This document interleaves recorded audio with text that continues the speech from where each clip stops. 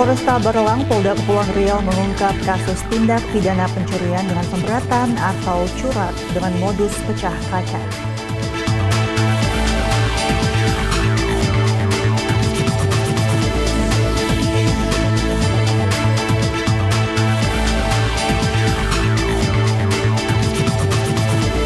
Polda Kapolri melalui Direktorat Reserse Narkoba melaksanakan kegiatan rapat koordinasi pencanangan Kampung Sehat Madani di Gedung Lanjang Kuning Polda Kapolri.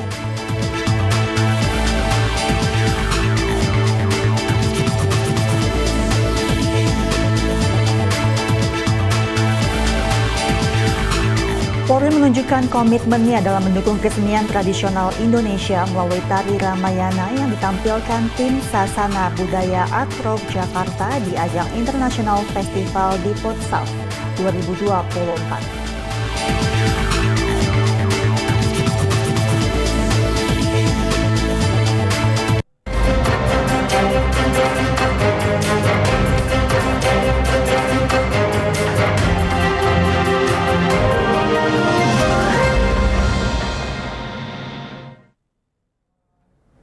Selamat pagi pemirsa, Presisi Pagi kembali hadir edisi Rabu 6 November 2024. Seperti biasa, selain 3 berita utama tadi, selama 1 jam ke depan kami juga telah menyiapkan sejumlah informasi terkini lainnya. Bersama saya Mentari Detanzil, inilah Presisi Pagi selengkapnya.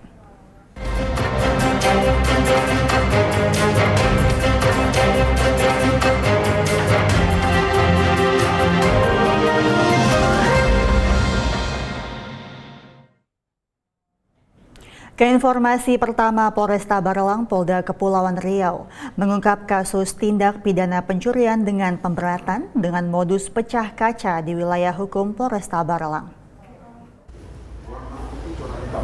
Kapolresta Barelang, Kombes Pol H. Ompu Sungguh menjelaskan, kejadian curah tersebut terjadi pada 6 Oktober 2024 di Ruko KDA Junction, Kecamatan Batam Kota. Dalam pengungkapan ini, pihak kepolisian berhasil mengamankan 2 orang pelaku, masing-masing berinisial MK 38 tahun dan AH 37 tahun. Keduanya ditangkap pada 1 November lalu di sebuah rumah di Perumnas Piau, Kecamatan Sebeduk, Kota Batam. Kasus ini bukan pertama kalinya dilakukan oleh para tersangka. Menurut hasil pemeriksaan, pelaku sudah melakukan aksi serupa di beberapa lokasi lain di Batam dengan modus operandi yang sama, di mana pelaku memecahkan kaca mobil kemudian mengambil barang-barang korban dari dalam mobil. Dan dalam penangkapan ini, polisi berhasil menyita sejumlah barang bukti, yakni sebuah MacBook Air 2020, 2 unit iPad Pro M2 256 GB, dan sepeda motor yang digunakan pelaku. Kerugian yang dialami korban ditaksir mencapai 70 juta rupiah. Dan atas perbuatannya, para pelaku dijerat pasal 363 ayat 1 KUHP tentang pencurian dengan pemberatan dengan ancaman hukuman penjara maksimal 7 tahun. Untuk masyarakat terkait kejadian pencurian pemberatan dengan pecah kaca, anjuran daripada masyarakat supaya kesempatan kita hentikan. Karena niat dan karena kejahatan terjadi karena niat dan kesempatan. Kalau niat itu masing-masing pribadi, tetapi kesempatan adalah tugas kita. Kesempatan ini maksudnya jangan menyimpan barang berharga atau meletakkan barang berharga, baik itu tas, uang maupun alat-alat elektronik di dalam mobil. Karena itu kesempatan untuk pelaku melakukan pecah kaca dan mencuri barang-barang yang ada di dalam. Keinformasi berikutnya, pemirsa, ratusan anggota Polres Pemalang menunaikan sholat gaib secara berjamaah untuk mendoakan 3 kru jurnalis dari media televisi TV One yang mengalami musibah korban kecelakaan di Tol Pemalang pada 31 Oktober 2024 lalu. Ratusan anggota Polres Pemalang menunaikan sholat gaib secara berjamaah untuk mendoakan 3 kru jurnalis dari media televisi TV One yang mengalami musibah korban kecelakaan di Tol Pemalang pada 31 Oktober 2024 yang lalu. Salat gaib digelar di Masjid Baitul Mukhlisin, Polres Pemalang. Kapolres Pemalang mengatakan seluruh personelnya memiliki rasa empati untuk mendoakan ketiga korban, dikarenakan hubungan antara Polres Pemalang dengan media selalu berjalan dengan baik. Kapolres Pemalang menambahkan salat gaib tidak hanya digelar di Polres, namun juga dilaksanakan oleh seluruh personel Polsek di wilayah masing-masing.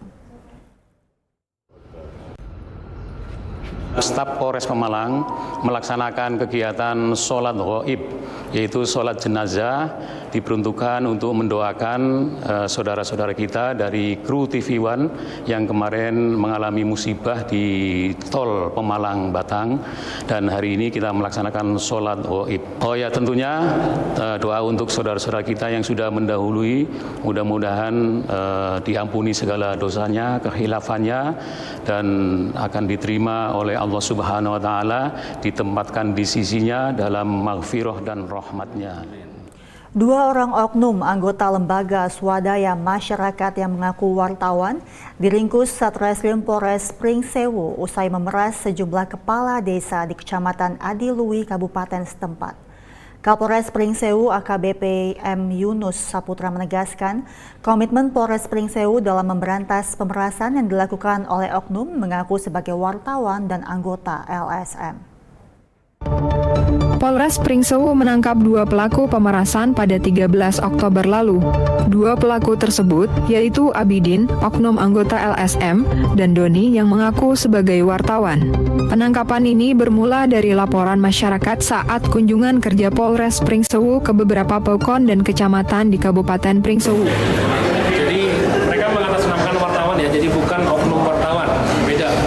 Jadi mereka membuat situs yang seolah-olah itu seperti media, kemudian membuat berita yang mendiskreditkan kepala sekolah, kepala pokon atau lurah, dan juga kepala puskesmas, karena anggaran dari pusat kan banyak yang tersalurkan di situ.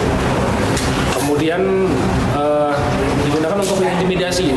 Link berita dikirimkan ke sanak keluarganya, ke kolega-koleganya, sehingga nama si lurah atau kepala pokon atau kepala sekolah atau kepala puskesmas ini jadi rusak reputasinya. Akhirnya mereka minta uang sebagai penggantinya agar beritanya tidak kemana-mana.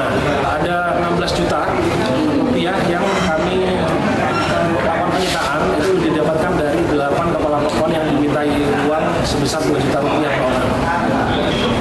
Himbauan kami untuk stakeholders yang ada di Pringsewu, baik itu pemerintah daerah, DPRD maupun aparatur desa, itu agar bekerja sama, bermitra dengan media yang terverifikasi, ataupun mungkin kalau medianya belum terverifikasi, setidaknya memang wartawannya sudah memiliki uji kompetensi, uji sertifikasi, sehingga memang jelas produk jurnalistik yang dihasilkan itu memang benar sesuai dengan undang-undang pers.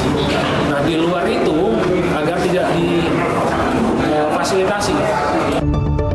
Karena tindakannya tersebut, Doni terjerat pasal 45 ayat 2 Undang-Undang Nomor 1 Tahun 2004 yang mengatur perubahan atas Undang-Undang Nomor 11 Tahun 2008 tentang ITE. Sementara Abidin dikenakan pasal 368 KUHP tentang pemerasan.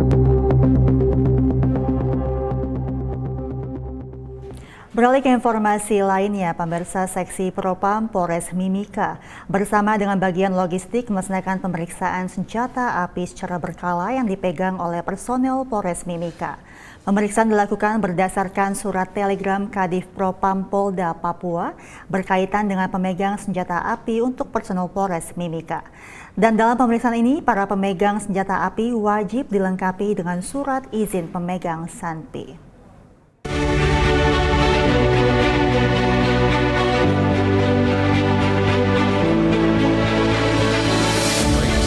Pada hari ini, hari Senin tanggal 4 November 2024, berdasarkan surat telegram Kadif Propam Polda Papua nomor 939 berkaitan dengan pemegang senjata api untuk personil Polres Mimika.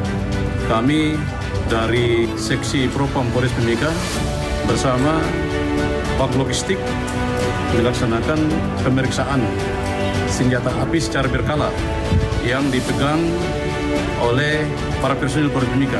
Adapun yang kami periksa, yakni para pemegang SEMPI wajib dilengkapi dengan surat-surat pemegang SEMPI. Tes psikologi dikatakan lulus, terus kartu SEMPI sendiri, dan juga kebersihan SEMPI yang digunakan para personil. Pelaksanaan pemeriksaan SEMPI tersebut sebagian besar, hampir seluruhnya personil yang memegang senjata api dinas secara keseluruhan lengkap, dan ada beberapa surat pemegang SEMPI dan surat psikologi ada yang sudah masa berlakunya berakhir, dan kami perintahkan sesuai surat TR yang surat-suratnya dikatakan berakhir atau mati untuk diurus, dan untuk psikologi dilaksanakan pemeriksaan psikologi secara berkala dari Bid Psikologi Polda Papua. Polda Kepulauan Riau melalui Direktorat Reserse Narkoba melaksanakan kegiatan rapat koordinasi pencanangan Kampung Sehat Madani di Gedung Lancang Kuning Polda Kepri. Informasinya usai jeda berikut ini.